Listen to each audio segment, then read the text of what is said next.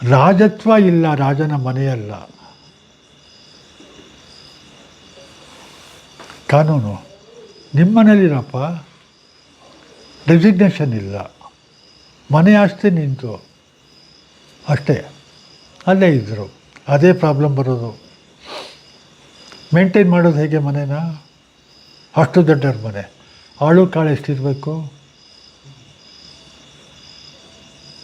ಸರೆಂಡ್ರ್ ಇಂದಿರಾ ಗಾಂಧಿ ಅವರು ರಾಜಧಾನಿ ರದ್ದು ಮಾಡ್ತಾರೆ. ಅಲ್ಲಿ 2 ಐಟಮ್ ನಾನು ಹೇಳ್ತೀನಿ. 1970 ಮಾಮೂಲು ದಿನ ಹೋಗುತ್ತೆ, ಅದು ಪಾರ್ಲಿಮೆಂಟ್ಲಿ ಪಾಸ್ ಆಗುತ್ತೆ ಬಿಲ್ಲು. ನವರಾತ್ರಿ ಹಬ್ಬ ಬರುತ್ತೆ, ಸಿಂಹಾಸನದಲ್ಲಿ ಕೂತ್ಕೊಂಡು ನವರಾತ್ರಿ ಹಬ್ಬ ಆಚರಿಸ್ಬೇಕು. ನಾನು ಸಾಮಾನ್ಯ ಪ್ರಜೆ. ಇಂದಿರಾ ಗಾಂಧಿ ಆರ್ಡಿನೆನ್ಸ್ ತರೋವರೆಗೂ ಮಾಜಿ ಮಹಾರಾಜ ಅಂತ ಕೆಲವು ಸವಲತ್ತುಗಳು, ಪ್ರಿವಿಲೇಜಸ್ ಇತ್ತು.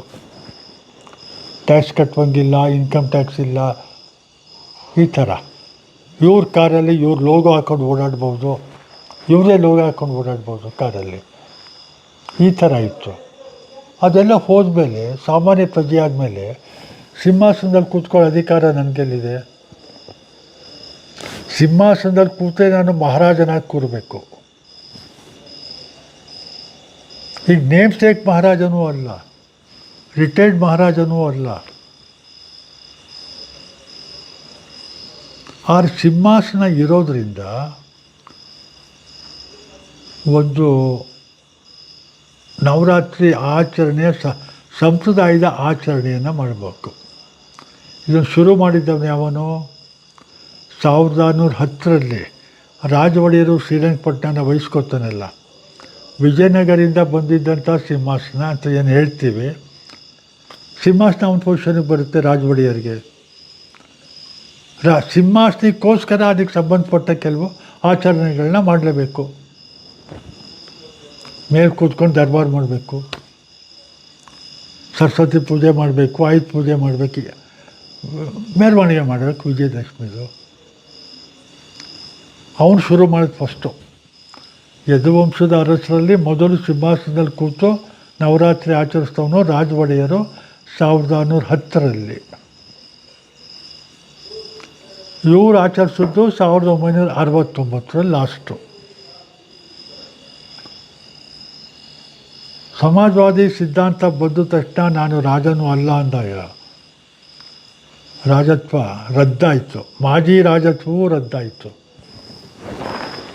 ಆದ್ರೆ ಸಿಂಹಾಸನ ಇರೋದ್ರಿಂದ ಆಚರಣೆ ಮಾಡಬೇಕು, ನವರಾತ್ರಿ ಆಚರಣೆ. ವಿಧಿ ಇಲ್ಲ. ಅದಕ್ಕೇನು ಮಾಡ್ತಾರೆ, ನವರಾತ್ರಿಯಲ್ಲಿ ಸಿಂಹಾಸನವನ್ನು ಅಂಬಾವಿಲಾಸ ಅರಮನೆಯಲ್ಲಿ ಜೋಡಿಸ್ತಾರೆ. ಮೈನ್ ದಾರ ಬಿಟ್ಟು 1970ರಲ್ಲಿ ಅಲ್ಲಿಗೆ ತರ್ತಾರೆ. ಎಲ್ಲ ಶಾಸ್ತ್ರ ವಿಧಿ ಪ್ರಕಾರ ಕಂಕಣ ಕಟ್ಕೋತಾರೆ, ಪೂಜೆ ಮಾಡ್ತಾರೆ, 3 ಸುತ್ತು ಬಂದು ಪೂಜೆ ಮಾಡ್ತಾರೆ.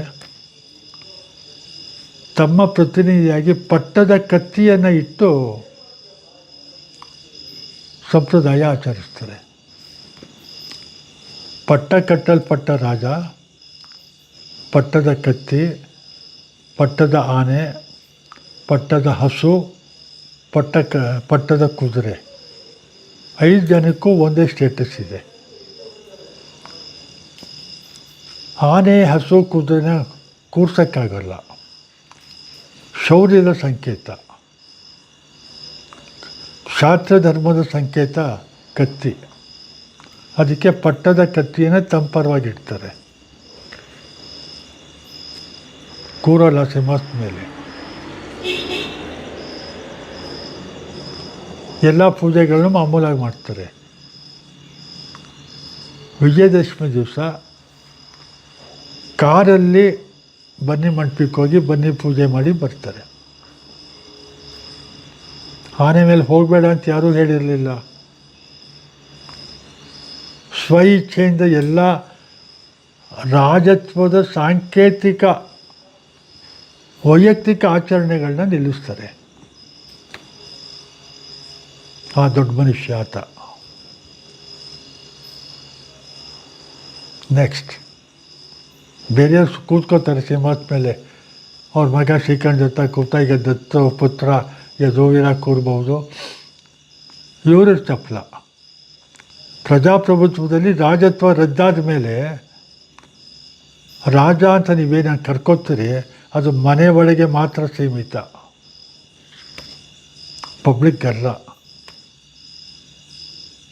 ಮನೆಯಲ್ಲಿ ಗೌರಿ ಪೂಜೆ ಮಾಡ್ತೀವಿ, ಗಣೇಶನ ಪೂಜೆ ಮಾಡ್ತೀವಿ, ಆ ಥರ ಅಷ್ಟೇ. ಹಿಂದೂಗಳ ಧಾರ್ಮಿಕ ಹಬ್ಬ, ಧಾರ್ಮಿಕ ಆಚರಣೆ, ಧಾರ್ಮಿಕ ಸಂಪ್ರದಾಯ ನವರಾತ್ರಿ. ಬಹಳಷ್ಟು ಜನ ಮನೆಯಲ್ಲಿ ಆಚರಿಸ್ತಾರೆ ನವರಾತ್ರಿ ಹಬ್ಬನ. ಗೊಂಬೆ ಪೂಜೆ ಮಾಡ್ತಾರೆ, ಸರಸ್ವತಿ ಪೂಜೆ ನಿಮ್ಮಂದಲೂ ಮಾಡ್ತೀರಿ, ಎಲ್ಲರೂ ಮೊದಲು ಮಾಡಿ ಅವತ್ತು ಕಳ್ಳೆ ಪರಿ, ಸ್ವೀಟು, ಬತಾಸು ಎಲ್ಲನೂ ಮಕ್ಕಳಿಗೆ ಹಂಚ್ತೀವಿ, ಪುಸ್ತಕ ಪೂಜೆ ಮಾಡ್ತೀವಿ. ಈ ಥರ ಸಾಂಕೇತಿಕವಾಗಿ ಅವ್ರು ಮಾಡಿದ್ರು. ಆನೆ ಮೇಲೆ ಕೂತ್ಕೊಳ್ಳಲ್ಲ ಅಂದರು.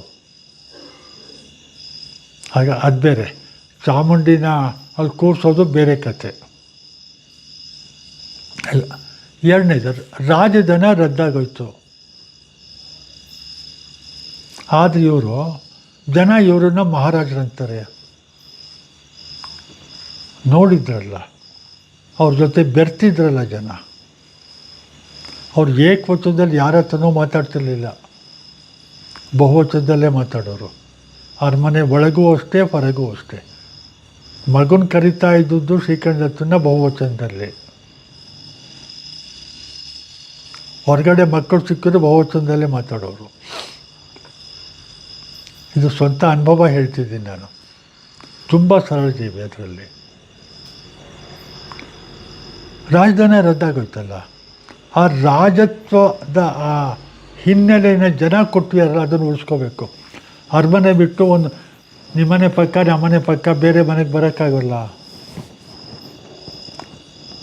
ಕಾರ್ ಬಿಟ್ಬಿಟ್ಟು ಜಡ್ಕ ಗಾಡೀಲಿ ಸೈಕಲ್ ಹತ್ತಿ ಓಡಾಡೋಕ್ಕಾಗಲ್ಲ, ಸ್ಕೂಟಲ್ಲಿ ಓಡಾಡೋಕ್ಕಾಗಲ್ಲ. ಕಾರ್ಲೇ ಓಡಾಡಬೇಕು. ಮನೆ ಮುಂದೆ 3-4 ಕಾರ್ ಇರಬೇಕು. ಕಾರ್ ಓಡೋಕ್ಕೆ ಪೆಟ್ರೋಲ್ ಬೇಕು, ಪೆಟ್ರೋಲ್ ಓಡಿಸೋಕ್ಕೆ ದುಡ್ಡಿಲ್ಲ. ಇಡೀ ಮೈಸೂರಿಗೆ ನಾನು ರಾಜನಾಗಿದ್ದೆ. ಇವತ್ತು ಇಲ್ಲ,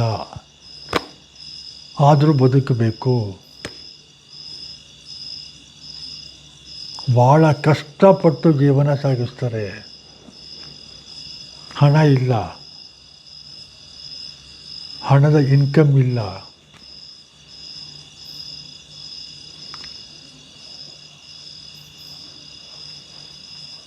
ಜನವರಿ 20 ಏನು ನಾವು ಸಂವಿಧಾನ ಒಪ್ಕೊಂಡ್ವಿ, ಅದಕ್ಕೆ 7-8 ದಿನ ಮೊದಲು ಈ ಇನ್ಸ್ಟಿಟ್ಯೂಟ್ ಆಫ್ ಅಸೆಷನ್ ಇದೆಲ್ಲ ಆಯ್ತಲ್ಲ, ಕೇಂದ್ರದವರು ಕೇಳ್ತಾರೆ, ನಾಳೆಯಿಂದ ನಾವು 20 ಸಂವಿಧಾನ ಒಪ್ಕೋತೀವಿ, ನಿಮ್ಮ ಖಾಸಗಿ ಆಸ್ತಿ ಅಂತ ಏನಿದೆ ಅದನ್ನು ನಮಗೆ ಕೊಡಿ ಲಿಸ್ಟು, ನಾವು ಅಪ್ರೂವ್ ಮಾಡಿ ಅದನ್ನು ಕೊಡ್ತೀವಿ. ಸಂವಿಧಾನ ಒಪ್ಕೊಂಡ್ಮೇಲೆ ಕೊಡೋಕ್ಕಾಗಲ್ಲ. ಮಹಾರಾಜರು ಬರೀತಾರೆ, ಚಾಮುಂಡಿ ಬೆಟ್ಟ, ಆ ಕೆರೆ, ಈ ಕೆರೆ, ಈ ತೋಟ, ಆ ತೋಟ, ಮೈಸೂರು ಈ ಬಿಲ್ಡಿಂಗ್ಗಳು, ಹಾಸನದಲ್ಲಿದ್ದು, ಹೀಗೆ ಎಲ್ಲನೂ ಕೊಡ್ತಾರೆ. ಅವರೆಲ್ಲಕ್ಕೂ ಒಪ್ಪಿಗೆ ಕೊಡ್ತಾರೆ. ಇವತ್ತು ಕರ್ಜನ್ ಪಾರ್ಕ್ ಇದೆ ಮೈಸೂರಲ್ಲಿ, ಪಾರ್ಕ್ಗಳೆಲ್ಲ ಅವ್ರದ್ದೇ. ಸಿಟಿ ಬಸ್ ಸ್ಟ್ಯಾಂಡ್ ಇದೆಯಲ್ಲ, ಅದು ಕರ್ಜನ್ ಪಾರ್ಕಿನ ಒಂದು ಭಾಗ. ಅದಕ್ಕೆ KSRTC ಅರಮನೆಯವ್ರಿಗೆ ಬಾಡಿಗೆ ಕೊಡುತ್ತೆ. ಈ ಥರ. ಅದು ಬಿಟ್ಟರೆ ಅವ್ರಿಗೆ ಎಲ್ಲ ಇಡೀ ಮೈಸೂರು ನಂದಾಗಿತ್ತು.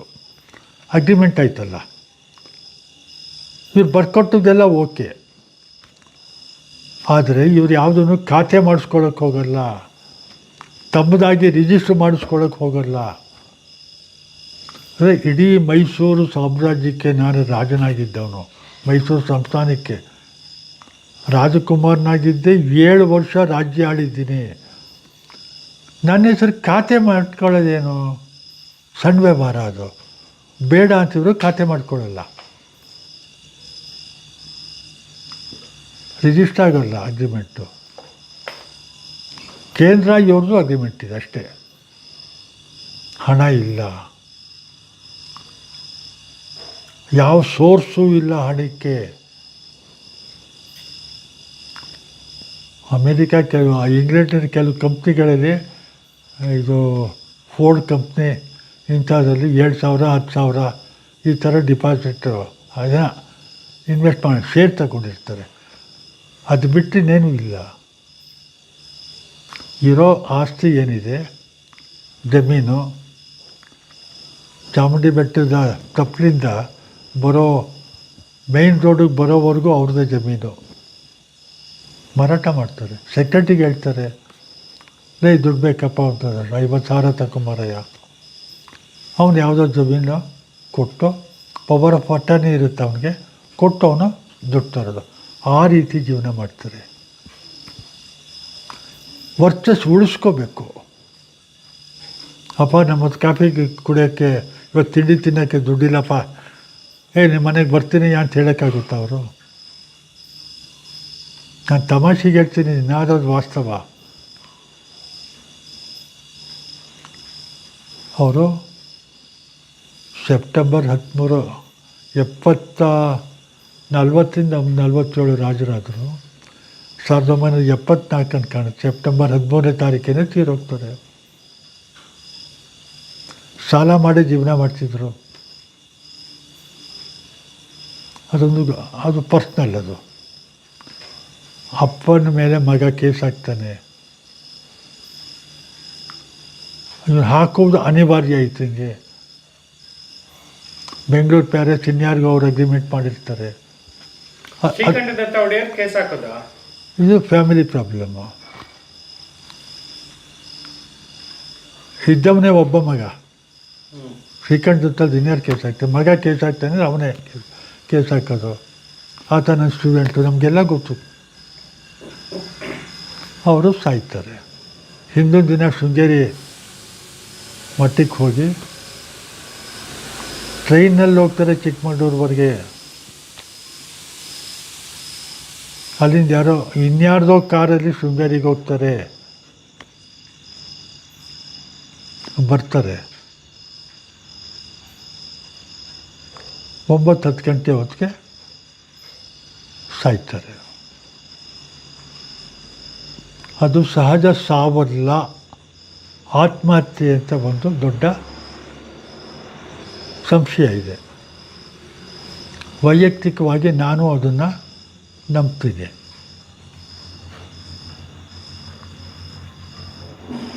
ಯಾಕೆಂದರೆ ಬೆಳಿಗ್ಗೆ 9 ಗಂಟೆವರೆಗೂ ದರ್ಬಾರ್ ಬಕ್ಷಿ ಜೊತೆಲಿ ಬೇರೆಯವ್ರ ಜೊತೆ ಮಾತಾಡಿ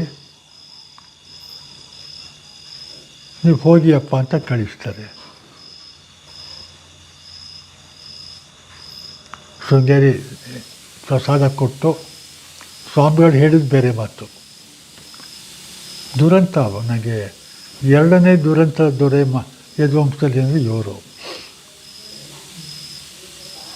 ದರ್ಬಾರ್ ಬಕ್ಷಿ ಹೇಳಿದ್ದು. HD ಗೋಪಾಲರಾಜರು ಅಂತ ಹಳೆ ದರ್ಬಾರ್ ಬಕ್ಷಿಯ ಮಗ, ಅವನು ಇವರು ಬಕ್ಷಿಯಾಗಿದ್ದರು.